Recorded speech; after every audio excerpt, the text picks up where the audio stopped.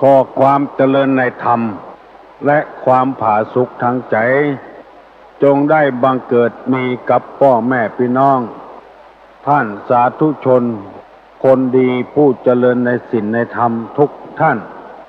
พร้อมกันนี้ขอยกมือ10 นิ้วกราบอาราธนาเอาคุณพระแก้วเจ้าทั้ง3บุญศีลบุญทานที่ได้กระทำบำเพ็ญมาเสื้อวัดเสื้อวาเสื้อบ้านเสื้อเมืองพระสยามเทวาธิราชสิ่งศักดิ์สิทธิ์ทั้งหลายอันมีพระบรมธาตุเจ้าโดยสุเทพครูบาเจ้าศรีวิจัยพระธาตุเจ้าจอมตองพระธาตุเจ้าหริปุญชัยพระพุทธรูปเจ้าตาเขียวและที่อื่นๆได้มาปกปักรักษาพ่อแม่พี่น้องลูกหลานเหลนผู้รับฟังรายการนี้ทุกท่านขอให้ทุกท่านมีความสุขกายสุขใจสุขกายนั้นปราศจากโรคภัยไข้เจ็บอันร้ายแรงสุขใจนั้นขอให้ปราศจากความโลภความโกรธความหลงความอิจฉาตาร้อนซึ่งกันและกันขอความสุขอันสมบูรณ์นี้จงบังเกิดมีกับท่านทั้งหลายกู้คู่กู้คนกู้วันเวลานานแสนนานได้เทินวันนี้ได้มีโอกาสมาพบพี่น้องวงศาคณาญาติออกอากาศสดเช่นเคยเพราะว่าเป็นหน้าที่ที่เราจะต้องเอาศีลธรรมกรรมฐาน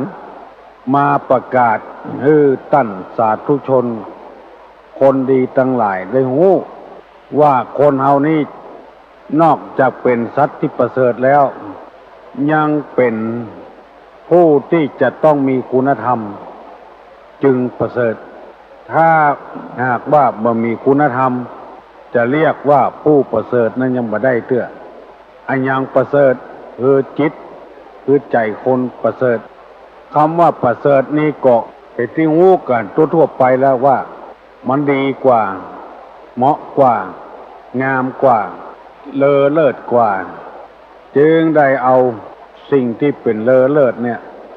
เอามาให้ท่านทั้งหลายฟังกูเจ้าเพื่อจะได้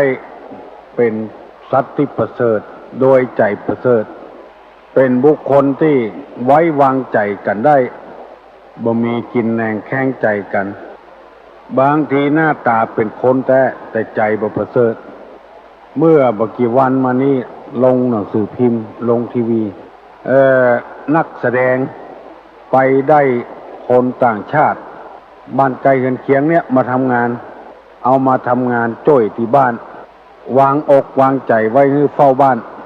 เขาบอกว่าเขาบ่มีงานทำอยากจะได้เงินได้ทองไปช่วยพ่อช่วยแม่ก็เลยจวนมาทำงานที่บ้านบ่ถึง7 วันสักกรรมจวนเอาเพื่อนเอาฝูงมาตอนที่เจ้าของบ้านไปอยู่มาขนเอาไปหมดเป็นเพชรเป็นพลอยเป็นของใจไม้สอยของดีของงามต้องสูญเสียไปอย่างสะสมมาเช่นใดเช่นเบาแล้วอันนี้ฮ้องกันว่าเป็นสัตว์ที่ยังบ่ประเสริฐเตื้อเพิ่นเลี้ยงดูพอกกวยจัดดีต่อไปนี้จะได้ปลาพ่อแม่พี่น้องลูกหลานเลนทั้งหลายไว้พระเจ้าให้เป็นสิริมงคลก่อนเน้อว่าตัวตุลุงแถมน้อยเขาก็จะได้คนเดียวบางคนก็ได้ไปแล้วอาลังหังสัมมาสัมพุทโธภควาพุทธังภควันตังอภิวาเทมิสวากขาโตภควตาธัมโมธัมมังนามัสสามิสุปฏิปันโนภควโตสาวกสังโฆสังฆังนะมามิหันธรรมยังพุทธัสสะภควโตบุพพะคณะมะกาลังกาโลมาเสนะโมตัสสะภะคะวะโตอะระหะโตสัมมาสัมพุทธัสสะ นะโมตัสสะภะคะวะโตอะระหะโตสัมมาสัมพุทธัสสะนะโมตัสสะภะคะวะโตอะระหะโตสัมมาสัมพุทธัสสะ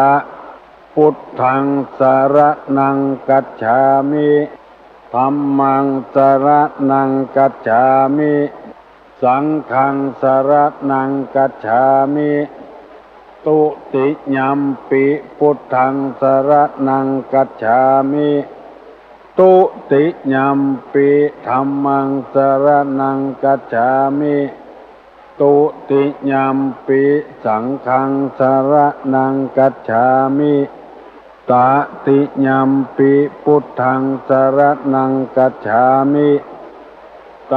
ติยัมปิธัมมังสรณังกัจฉามิตติยัมปิสังฆังสรณังกัจฉามิอิติปิโสภะคะวาอะระหังสัมมาสัมพุทโธวิชชาจารณะสัมปันโนสุขโตโลกมิทู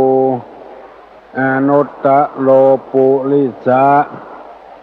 ธัมมสารถีสัทธาเทวะมนุษสานังพุทโธภควาติ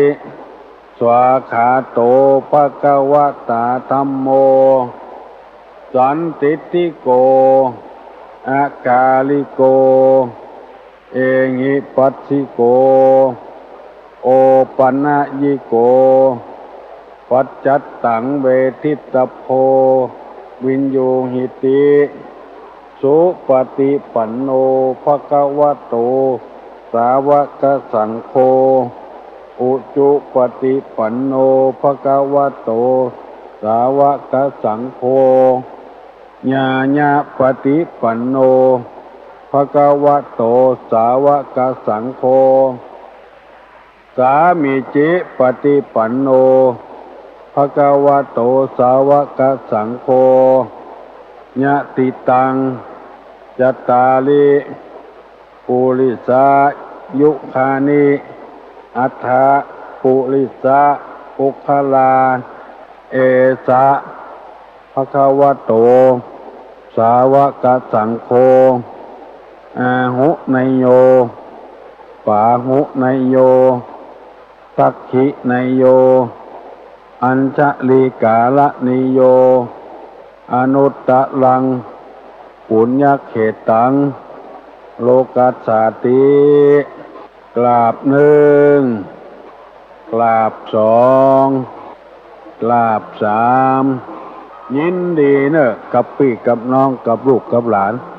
ที่ได้ร่วมกันไหว้พระเจ้าเพื่อเป็นสิริมงคลกับตัวกับครอบครัวกับพี่น้องเพื่อนบ้านไกลเฮือนเคียงวันนี้รู้สึกว่าเพลียหน่อยผู้เสียงบัดชัดเหมือนกูเตื้อแต่ก็ฟังได้อยู่จะได้นำเอาสุภาษิตโบราณเพิ่นว่าไว้มาเสนอให้พี่น้องทั้งหลายฟังกรรมสุภาษิตเพิ่นกล่าวว่า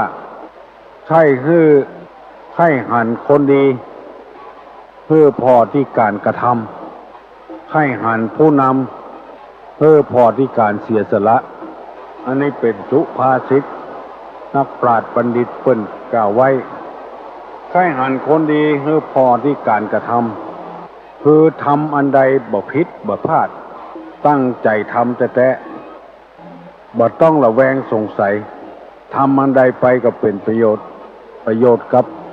ส่วนรวมกับสังคมใครหันคนผู้นำคือพอที่เสียสละเสียเล็กเสียน้อยยอมเสียเพื่อส่วนรวมเพื่อหมู่เพื่อคณะเพื่อบ้านเพื่อจองเพื่อวัดเพื่อวาถ้าเฮาไปพอแล้วเฮาจะรู้ว่าคนเนี้ยพอจะเป็นผู้นำของบ้านของเมืองได้คือพอที่หั่นเมื่อตะวานี้ตุลุงได้นำเอาคำว่าคนที่ด้อยและตกต่ำคือเป็นคนที่ประกอบด้วย1ชอบเล่นการพนัน2ชอบดื่มสุรา3 คบหาภรรยาคนอื่น สี่คบคนชั่วเป็นมิตร ห้าไม่คบหาคนดี อันนี้แปลว่าคนนั้นถ้ามีนิสัยเป็นอย่างอี้โง่หัวบ่ขึ้นละตกต่ำไปมีคนดูแควนวันนี้มีกรรมเสนอแถม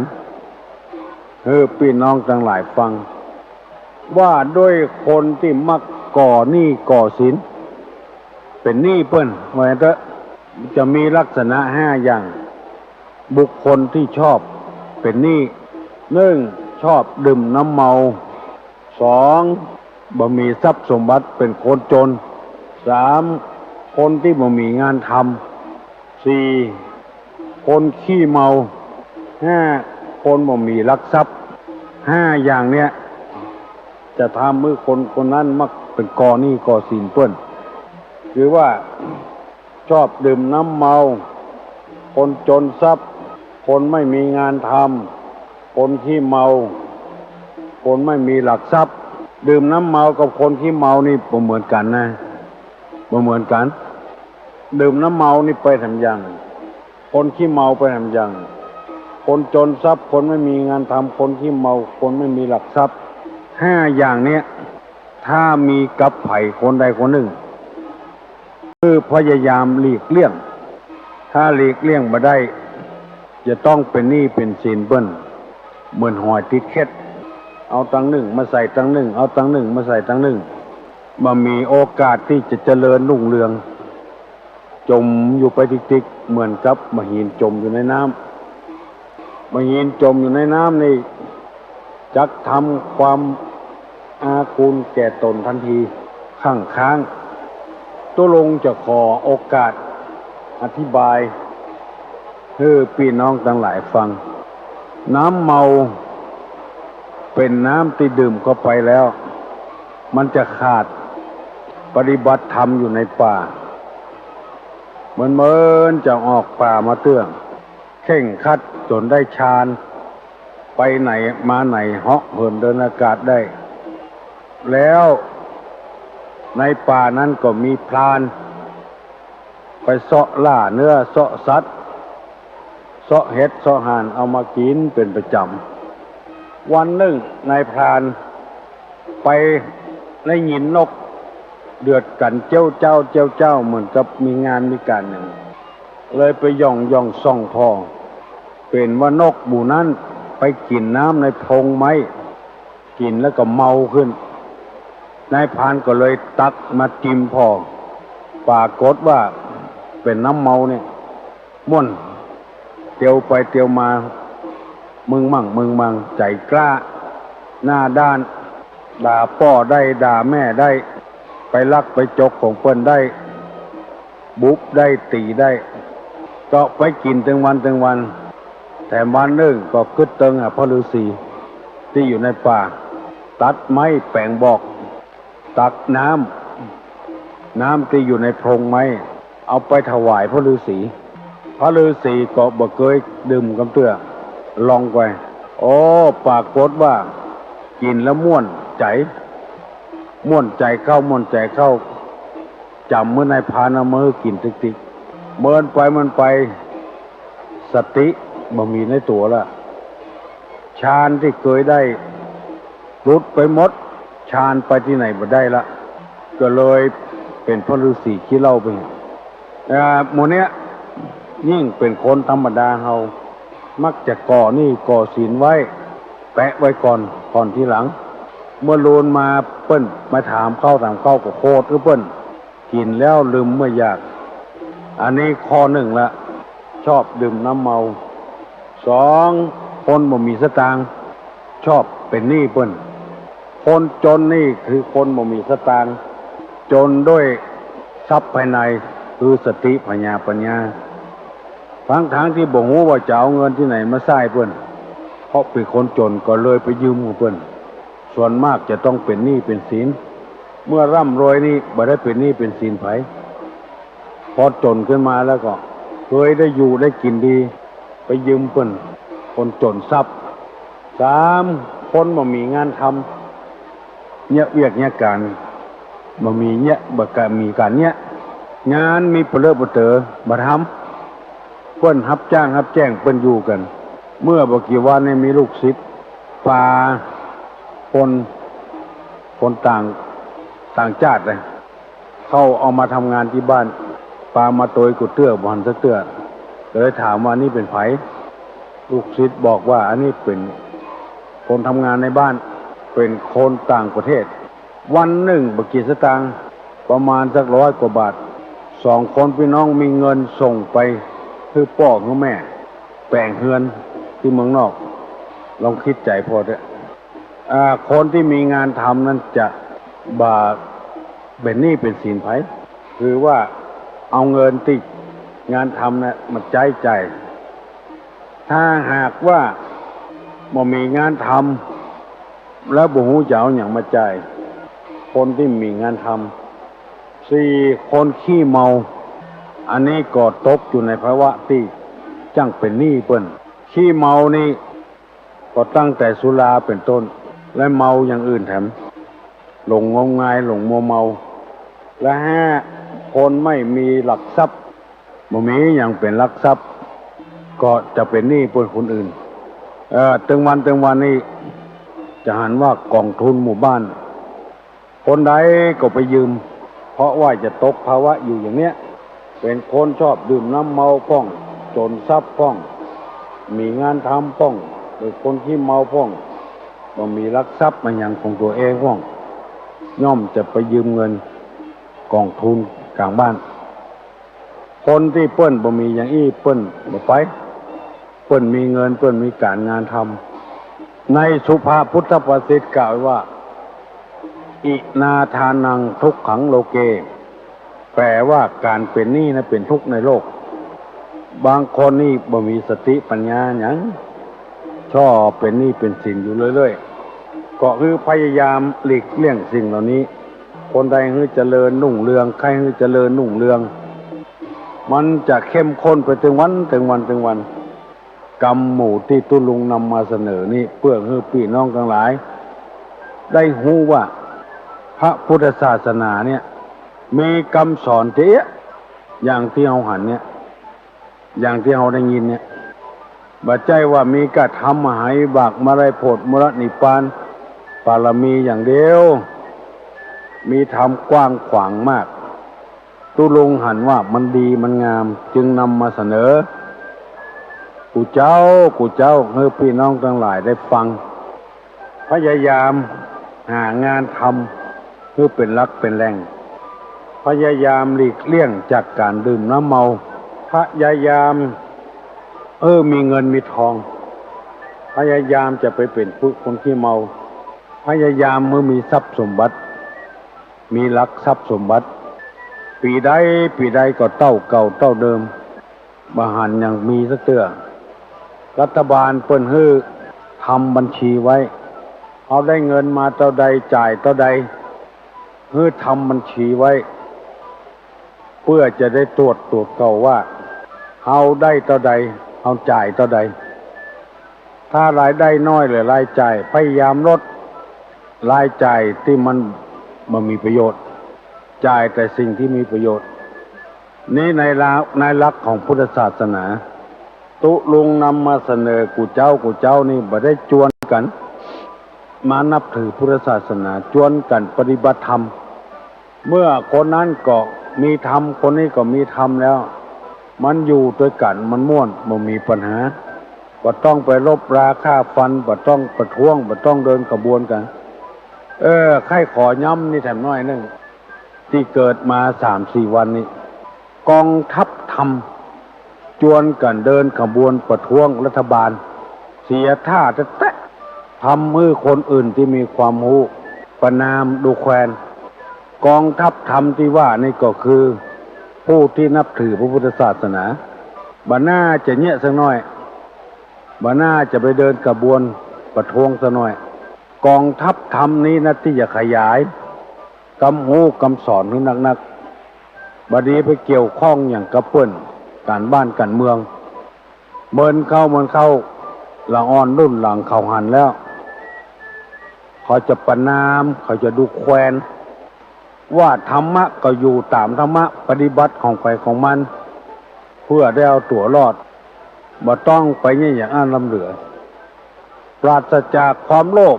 ความโกรธความหลงกองทัพธรรมจะต้องเป็นอย่างนี้เพราะว่าหากินตามภัยตามมันหน้าที่ของฝ่ายของมันปฏิบัติธรรมของฝ่ายของมันอันนี้จะเอาไปประท้วงรัฐบาลคิดไปคิดมาแล้วใจยังสกปรกอยู่ใจยังมันนิ่มเตี้ยงมั่นอยู่เกิดมีการลบราฆ่าฟันกันเอากันไปตายบดายธรรมะก็คือธรรมะนั่นเองบ่ได้ต้องไปประท้วงไปต้องอะไรอย่างกันสังเกตพระเจ้าพระธรรมพระพุทธเจ้าพระสงฆ์เปิ้นบ่เดือดร้อนเนี่ยเปิ้นอยู่ปอไผ่ปอมันเรื่องของรัฐบาลก็เป็นเรื่องของรัฐบาลเปิ้นจะงี้ใดกันเฮาบ่ต้องไปยุ่งไปเกี่ยวแล้วก็ออกชื่อว่าเป็นสมณะไปเบียดเบียนกันอย่างนั้นมันไม่ใช่สมณะแล้วพุทธภาษิตได้กล่าวไว้ว่าสมณีทะอรนังโลเกสมณะไม่เป็นข้าศึกในโลกอันเนี้ยเป็นกรรมที่ของสมณะแต่ขออนุญาตฮับไมค์กำเนิดฮัลโหลฮัลโหลโหลครับอันนี้บอกได้ยินฮะอันนี้มาได้ยินมาได้ยินครับเอาเยอะเนาะยังไม่ได้ไรในกระไดอ่ะออกอากาศตั้งแต่เจ้าละไรไปคิดรอบแล้วยังไม่ได้ยินสักทีอ่ะไกลอ่ะไรอยู่สังขารนะครับฮะสังขารอ่ะต้องพูดเปิ้นมาถ่ายทอดกันฮะผมก็เชื่อผมยังไม่ยินฮะเดี๋ยวได้ยินนะได้ยินมันถ่ายทอดลงถ่ายทอดแถมต่อหนึ่งอันนี้เป็นท่านทำถ่ายทอดก็ของตัวลุงมันแบบได้ยินเผื่อพุ่นมันใกล้15 กิโลแต่อันนี้มันทำบัตรถ่ายเนาะถ่ายบัตรถ่ายนะลองไรในกระไดไว้ลองโทรไปวัดนะกะลองโทรไปวัดอย่างก็ไฟนะ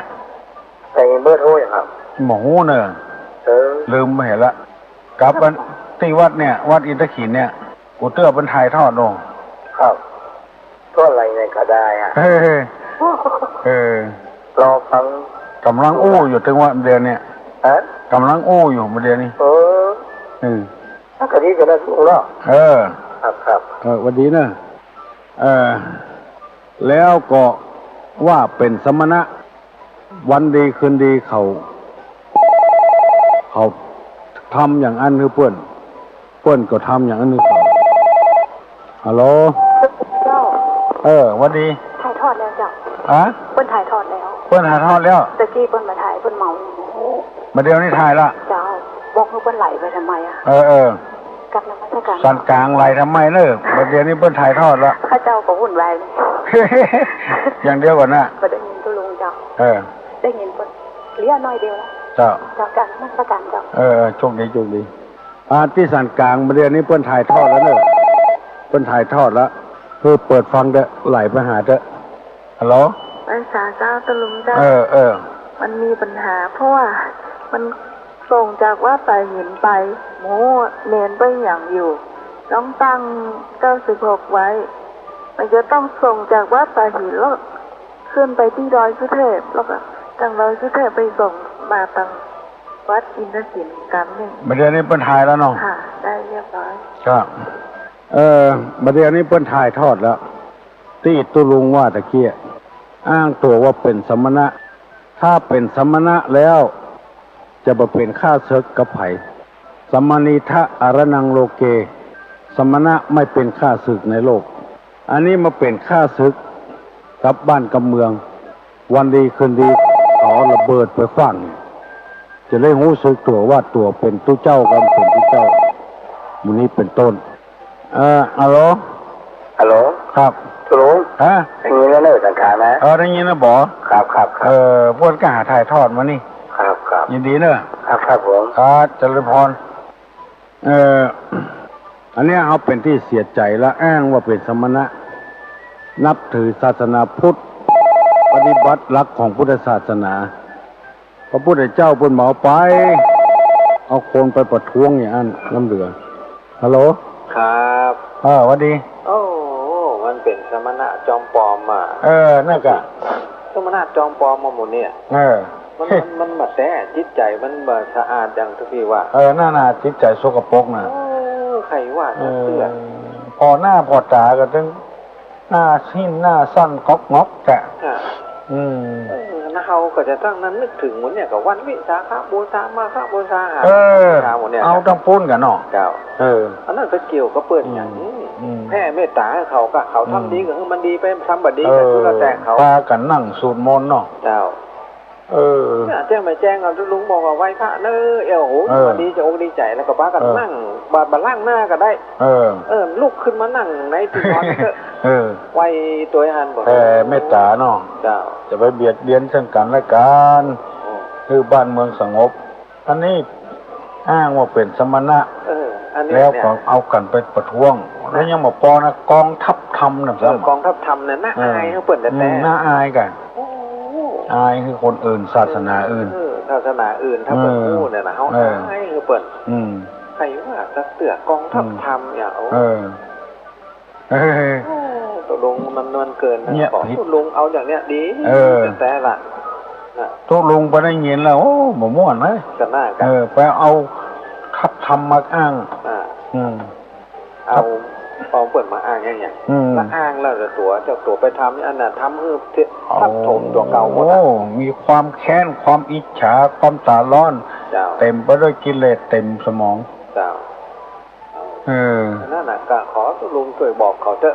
เขาก็จะมาหู้เนาะบอกให้เจ้าบ้านเจ้าจองนะจะไปวุ่นวายด้วยเปิ้ลวุ่นวายเขาอยู่อย่างใดเขาตึงได้สบายอยู่แล้วเปิ้ลจะเป็นอันยังก็ช่วยแต่เขาก็ตึงสบายอยู่แล้วมันก็เป็นอย่างละพระสงฆ์พระเจ้า300,000 ปลายทั่วประเทศเปิ้ลยังหมดวุ่นวายเนาะมีสมเด็จมีสังฆราชมีอย่างเปิ้ลยังหมดวุ่นวายอย่างเรื่องของไผ่ของมันตัวเป็นสมณะสมอ้างว่าเป็นสมณะนั้นสมณะนี้แจ้งเขาออกบิณฑบาตเนี่ยบิณฑบาตมาฉันพิจารณาอาหารเนี่ยเอาละทุกปีได้บอกได้กล่าวเขาถ้าเขาบอกหู้ซึกนี่ผมก็ต้องบอกหู้จะโอ้อย่างไรแต่เนาะแล้วก็อ้างตัวเป็นผู้วิเศษวิโสอิดเลยอิดนักแก่ครับขอไหว้ศาลเจริญพรเนอร์หนาเนอร์ครับสวัสดีครับโอ้ดีใจตัวที่มีคนฟังต่อไปนี้มัน6:00เกินฝ่ายละตุลุงจะได้ถามเนอะถามกำที่ว่าคนที่มาก่อนนี่เนี่ย5 จำพวกมีคนจะได้พ่องไผ่ได้ต้องตอบตุลุงมาหรอเป็นคนจะได้พ่องฮัลโหลกราบนมัสการครับที่ไหนฮะวิเวกครับผมวิเวกครับได้กูข้อเนาะครับผม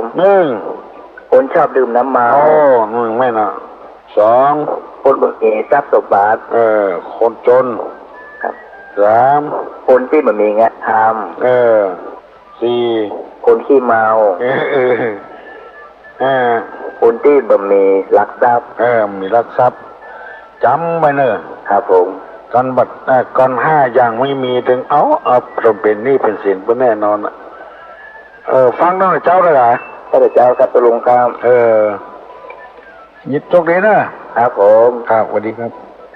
โอ้ยินดีกับผู้คนกุคนนะที่สนับสนุนคือได้ออกรายการนี้ได้ได้จ่ากันม่วนอกม่วนใจสบายก็ยังมีกำลังใจที่จะทำงานดูคนก็เป็นคนที่มาอ้างตัวเป็นสมณะอย่างว่าสมณะเราเป็นข้าศึกกับบ้านกับเมืองโทรมาปรึกษาหารือก็ได้มีเรื่องมีราวฮัลโหลสวัสดีจ้าทุลุงที่สันโปงไม่ลีนเจ้าสันโปงนี่เหรอเจ้าฟังถึงวันเลยเนาะเหรอมีสาระดีเนาะมีสาระดีเนาะเจ้าตุลุงจะมาอย่างนักเรื่องกับการบ้านการเมืองจะเอาธรรมะไปเผยแพร่แต่จะมีพ่องเป็นบางสิ่งบางอย่างตุเจ้านี่เปิ้นบ่ฮื้อเลือกแก่แคว้นก็บ่ฮื้อเลือกสจสก็บ่ฮื้อเลือกเพราะตุเจ้านี่เป็นคนกลางไผก็มาไหว้มาสาถ้าเลือกคนใดคนหนึ่ง คนที่บ่ได้คนที่เฮาบ่เลือก จะแค้นใจอย่างที่เขาว่าตะเกียเป็นผู้แทนบ่ได้เป็นโดยเปิ้นบ่ได้เป็นรัฐบาลโดยเปิ้นก็แค้นใจ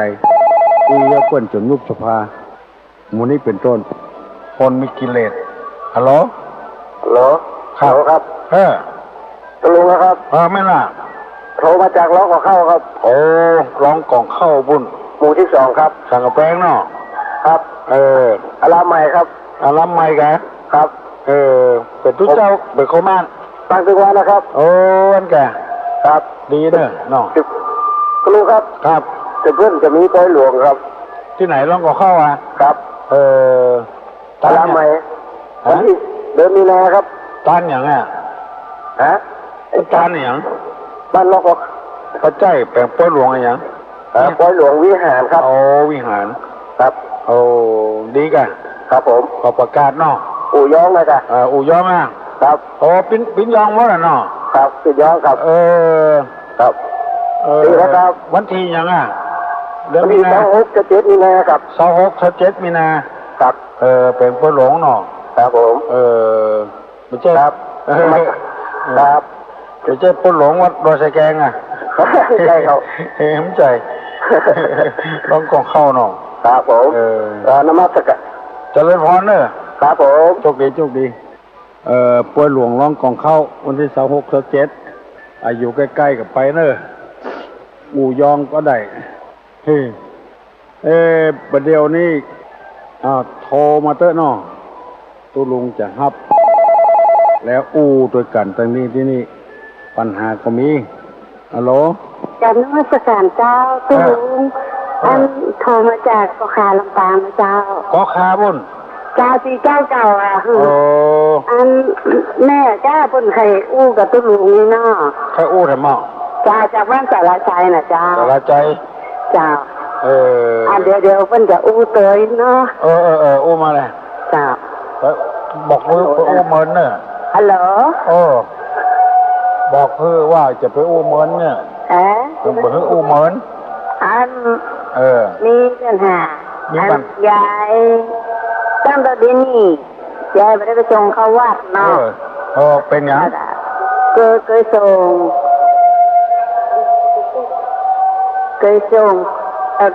เข้าเปิ้นส่งเข้าทุกวันแต่เปิ้นออกจากวัดไปแล้วยายก็เลยไม่ได้ไปแต่ประเดี๋ยวแล้วจะเป็นบาปก็ใครออกวัดไป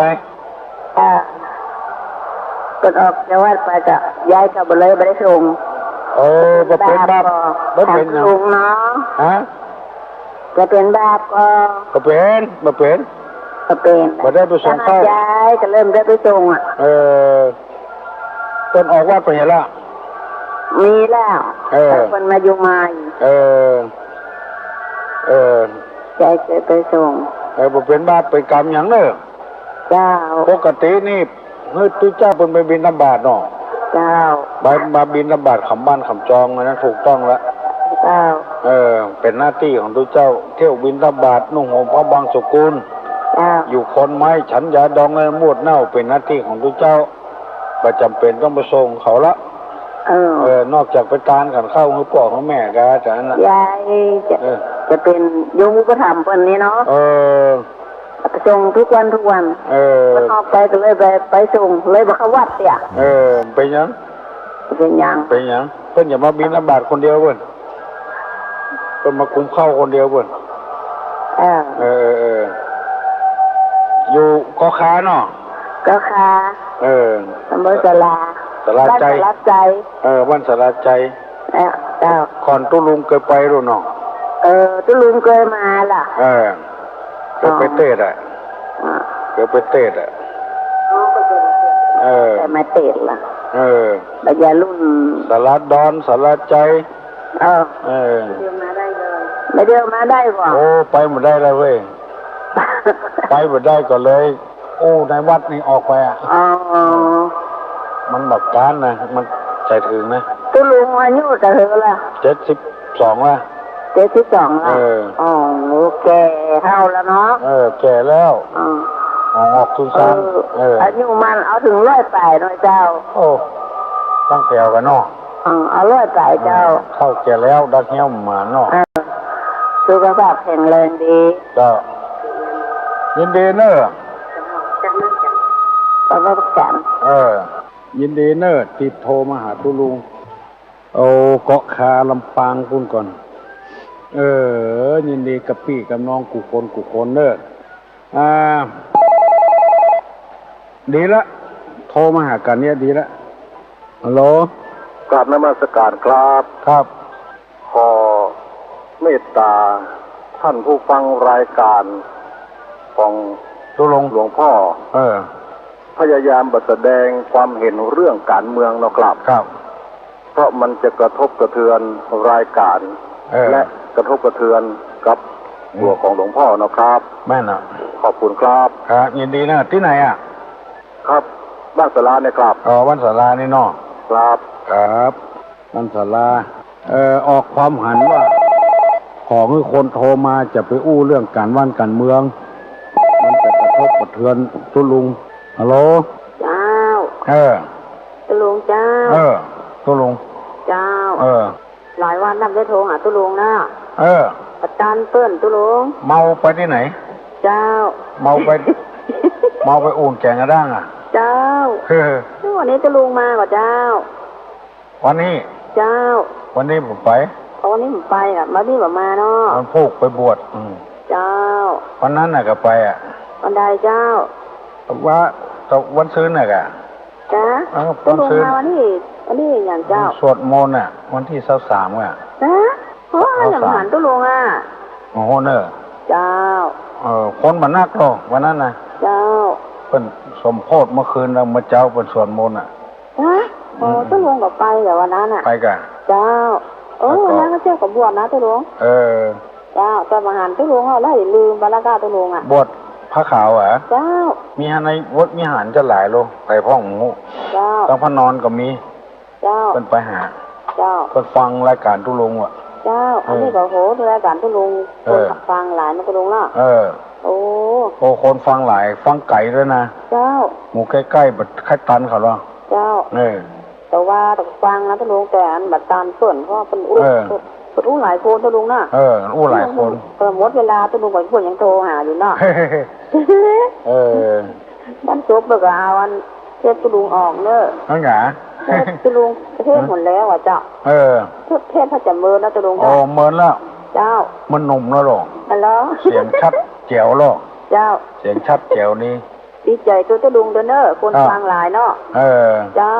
ยินดีเนอะเจ้าบ่ถามปัญญาก่ะบ่ถามอย่างเจ้ามีอย่างถามตุลุงนะอ่านฟังตุลุงทุกวันน่ะเนาะเจ้าโทรมาอู้ตัวเนาะเจ้ายินดีเนอะเจ้าเจริญพรเจ้าพยายามจะเบิ่งอู้เรื่องนายกเรื่องการบ้านการเมืองแต่ว่าบางครั้งก็เอามาประกอบกรรมท่อง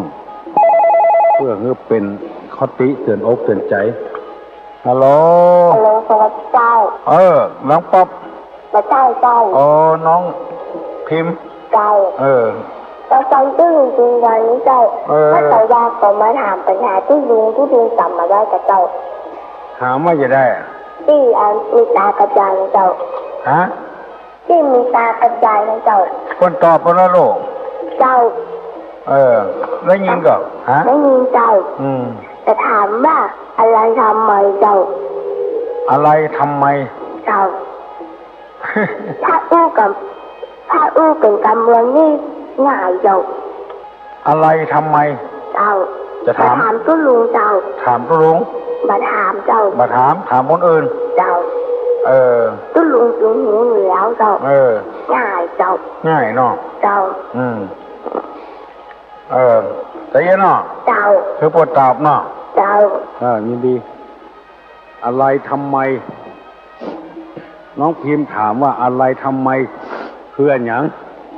ไปตอบได้ตอบมาเนอะอะไรทำไมคืออะไรหยังไปตอบได้ตอบมาเนอะบีบจนขี้เล็ดเอามาเช็ดที่ปากบีบมากตัวแบนแตะอะไรหยังบีบจนขี้เล็ดเอามาเช็ดที่ปาก บีบมากตัวแบนแต่แต่อันอย่างอ้อไปตอบได้ตอบมาเนอะฮัลโหลขอตอบได้ยาสีฟันแหล่งกับเจ้ายาสีฟันเฮ้โอ้คือป่วยแต่เจ้ายินดีเนอะเจ้ายาสีฟันถูกต้องแล้วยาสีฟันโทรมาทำไมเจ้านายคอยระวังไม่สั่งห้ามออกอันอย่างอ้อเจ้านายคอยระวังไม่สั่งห้ามออกฮัลโหลวันตาเจ้าตึงเจ้าน้ำมูกน้ำมูกตุลุงเจ้าน้องมีความคิดว่าอย่างของเรื่องนายกเนี่ยมีความคิดเห็นเป็นครั้งคราวไม่ได้คิดเห็นทุกวันคงมาเป็นอย่างเนาะเป็นอย่างค่ะได้คิดเห็นทุกวันอย่างหรอกที่กำลังใส่เปิดชอบเปิ้ลเป็นคนเหนือเนาะเจ้าว่าใส่เจ้าจบเลยนะเจ้าวันดีใครจะมีอย่างถามตู้ลุงแถมอะไรทำไมคืออันอย่างไปตอบได้ตอบมาเนอะไปตอบได้ตอบมาเนอะอะไรทำไมดักปิ้งเอาเว้ยดักปิ้งเนอะตอบมาเนอะเวลายังมีแถมอยู่มาอู้กับตุลุงก็ได้121-058 121-058ฮัลโหลสวัสดีจ้าตุลุงจะถามน้องอามว่าเมื่อ3 ตัวยืนเรียงกันต้นท้องว่าอย่างเจ้าจะถามน้องอามเจ้าว่าอย่างไรก็มด3 ตัวเรียงกันจะห้องว่าอย่างเจ้ามด3 ตัวเรียงกันเจ้าจะห้องว่าอย่างเจ้าถ้าคนบักเก่งอังกฤษนี่ตอบไปได้เลยเจ้าอังกะเจ้าต้องเก่งอังกฤษก่อนเจ้าน้องอามได้ว่าตำเดียวจะถามเลยเจ้าจะถามน้องอามบัดตอบได้ว่าเจ้ามด3 ตัวเรียงกันจะห้องว่าอย่างเจ้ายินดีเนอะเจ้าน้องอามตอบได้ว่าตอบได้ตอบมาลองตอบมาเนอะอู้กันไปอู้กันมามันม่วนการบ้านการเมืองนี่ม่วนฮัลโหลตุลุงนะตุลุงวันนี้จำผมได้ก็จะเป็นเคลื่อนนะเคลื่อนวิชาขานะอยู่ที่มาฮอดบอกข้อแล้วยินชาติก่อนชาติกันนะแบบพอชาติแต่นะแต่ตุลุงผมก็ถามปัญหาสัก2 ข้อได้ถามปัญหา2 ข้อสั้นๆก็ได้แล้วที่ว่ายังผมฟังทุกวันนี่นะที่ผมก็ทำมาก็ดีห่างก็ดีผมอู้พ่อแม่นี่ได้เลยครับพ่อแม่ยาวไม่ใช่อธิบายกับพ่อแม่ว่าครับปฏิบัติจะอ่านอยู่ที่มันจะผิดเลยครับบ่ผิดหรอกมากะพ่อแม่นะสั่งห่างอย่าเรื่องทำมานี่กับพ่อกับแม่นี่กับพ่อกับแม่ดีกะบ่ผิดนะเนาะซ้ำดีกะเพิ่นจะได้รู้สึกตัวบางทีนี่พ่อแม่มันไม่ใช่ว่าอีกคนสมัยก่อนเพิ่งมาได้อันนี้น้องไม่ได้เข้าใจในหลักการแท้แล้วอธิบายไว้นี่บ่ผิดนะบ่ผิดท่อซ้ำดีกะอย่าเราจะมาตรการเนื้อขานข้อเดียวขามข้อเดียวสองตุลุงตุวันก็ลูกก็เนี่ยตั้งแต่สองตุลุงนี่จ่ายชื่นจ่ายบานขึ้นมานักครอบครัวก็ยังมีความสุขเนาะครับพากันฟังด้วยเนอะฟังฟรีหรอก็ต้องไปเสี่ยงเงินเสียทองอย่างแล้วเด้อกี่ข้าวไงล่ะก็กินด้วยแกงอย่างวันนี้ผมรู้แต่พอกาดเดี๋ยวก็เนาะก็ลูกก็เป็นฟังกุ๊กคนก็หลานเตยดีละยินดีเนอะวันดีฟังกันแต่ละก็เสียมือหอดพุ่นไป รตอบได้พ้องปัญหาของน้องปัญหาน้องพิมพ์ถามว่าอะไรทำไมคืออะไรอย่างแล้วก็มด3 ตัวเลี้ยงกันคืออะไรถ้าตอบได้นะเอาโอเคเอาใจกันเดี๋ยวก็จะ7 โมงละฮัลโหลขอนมัสการเจ้าน้องเจ้าน้องป๊อบเนาะเจ้าตอบแล้วเดี๋ยวกันนะเจ้าปิดทีวีปิดวิทยุอ้าวโอ้ได้ละขอตอบเจ้าตอบว่าไงติโม3 ตัวให้N เจ้าฮะมันพูดว่า N เจ้ามันเรียงกันเจ้า M N เจ้าN เจ้าถูกว่าเนาะเจ้าผู้นึงเจ้าคนที่สืบจากพระต้นหอมว่าอย่างกับเจ้าเน้นที่สืบจากพระคนที่สืบจากพระต้นหอมว่าอย่างเจ้าก็ถ้าเป็นเน้นในห้องมันน้อยถ้าเป็นตุ้เจ้าห้องมันนานถ้าเป็นคนไทยห้องวัดทิศถ้าเป็นคนไทยห้องวัดทิศได้ยินหรอเจ้าทิศนี่แปลว่าบัณฑิตอะทิศอะตัวทอผู้เฒ่าใช่ไหมทอมณฑอะบัณฑิตมาบวชแล้วได้เรียนแล้วออกไปเป็นบัณฑิตสั่งสอนคนได้เป็นห้องวัดทิศส่วนมากนี่แก่บ้านกำนันนี่เพิ่นจะเอาน้อยเอานานเป็นแก่เพราะว่าได้ศึกษาเราเรียนธรรมะธรรมโมมาบ่ชอบบ่โกงเจ้าบ้านเจ้าจองเลยหรอกลองสังเกตพอเถอะที่เพิ่นเอาเป็นแก่เป็นแคว้นนะเป็นบัณฑิตละเป็นทิศได้อย่างไรเตียเจ้าฮะเตียเนาะเจ้ายินดีนะเจ้าน้องป๊อบเนาะน้องป๊อบกำเดียวจะ7 โมงละจะถามบัดตันได้ถามเบิดโทรมาอู้ให้ก่อนฮัลโหลสบายเจ้าถูกแล้วเจ้าอีกอย่างก็ที่ว่าN นะเจ้าN น่ะเจ้าหมดอ่ะเจ้าถูกต้องเนาะเจ้าอันนั้นอะไรทำไมนั่นเนาะแต่เลยเจ้าเล็กเจ้าฮะเล็กเจ้าเล็กเจ้ามันเป็นยังยังเป็นไม้แต่งไม้เจ้าเอาอะไรมาทำไมเจ้าเอาเล็กเจ้าเขาท่าดีแหละเจ้าอะไรมาทำไมที่ปูนหนาวกว่าเจ้าตุ้ลุงโอ้มันหนาวแล้วเว้ยที่นี่หนาวแล้วมันหนาวอยู่เจ้าโอ้เมื่อตอนก็ฮ้อนค่ะเจ้าฮ้อนเหมือนกันหมดอ่ะ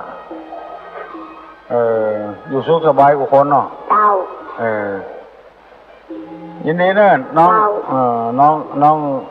องบิน้องทีมเจ้าทีมเจ้าน้องทีมบัดเดียวนี้มัน7 โมงแล้วเหรอจะได้ถ่ายทอดเอาองค์ใจกันอัลโหลสวัสดีครับโอ้น้องอามเหรอครับขอถามมึงเกิดนะครับถามมึงเกิดปลาอย่างใหญ่ที่สุดครับมึงเกิดตอบมาเนอะเนาะครับปลาอย่างใหญ่ที่สุดมึงเกิดตอบมาเนอะปลาอย่างใหญ่ที่สุดน้องพิมพ์ตอบมาลองปลาใหญ่ที่สุดเดี๋ยวตัวลุงจะยั้งละฮัลโหล สวัสดีเจ้าตุลุงเจ้าอันนี้ถ ข้าเจ้ามาจากเมืองฝางนะเจ้าพอดีมาเชียงใหม่เจ้าอ๋องั้นกะ จ้าแต่เดี๋ยวได้ยินถึงเมืองฝางตะลุงได้ยินทราบเหรอเจ้าได้ยินอ่ะเจ้าจะจะเอาใจเกี่ยวนายกนะเจ้าขอเลือกตั้งกรรมขอให้นายกได้เปลี่ยนนะเจ้ามันแน่นอนละที่จะเลือกตั้งกรรมจะขอให้ตะลุงอายุมั่นขวัญยืน10,000 ปีนะเจ้าอยู่บ้านอย่างเมืองฝางอยู่เมืองฝางอยู่ไม่ขาดงพลานเจ้าอ๋อไม่คิดไม่ขาเจ้าตะลุงอยู่บ้านไหนเจ้าอยู่แม่ริมเลยกะอ๋อแต่ตะลุงจะไปเมืองฝางกับเจ้าโอ้เคยไปกะไปวัดอย่างเจ้าไปเกือบปุตี้กะแต่ไม่คิดไม่ขาไปหมดอ่ะจ้าเจ้าอยู่วัดดงพลานเจ้าจ้าวันนี้เจ้าไปถามว่าตู้ลุงทองไม่ริมเลยนะตู้ลุงทองกับเจ้าตู้ลุงทองไม่ริมเจ้าวันนี้เจ้าจ้าวันดีมัน7 โมงแล้วเนาะตู้ลุงจะย่างเหี่ยก่อนเนอะขอให้มีความสุขความเจริญกูคู่กูคนเนอะเอาใจกันรถจะไปเจ้าตู้ลุงแต่ตอบที่น้องอามกู้หรือกี่เจ้ามันมี2 กรรมมาแน่ใจเจ้าก็ว่าป่าวานกับป่าโลมาเจ้าป่าวานกับป่าโลมาเนาะเจ้าป่าใหญ่ๆที่สุดอ่ะเจ้ากันเดียวจะให้น้องอามตอบมาเนาะเจ้าวันดีขอให้อยู่ดีมีสุขอายุมั่นขวัญเงินเหมือนกันกุคนเนอสัพปีติโยวัชันตุสัพพะโรโควินัสตุมาเตภวะตวนตรายโยสุขี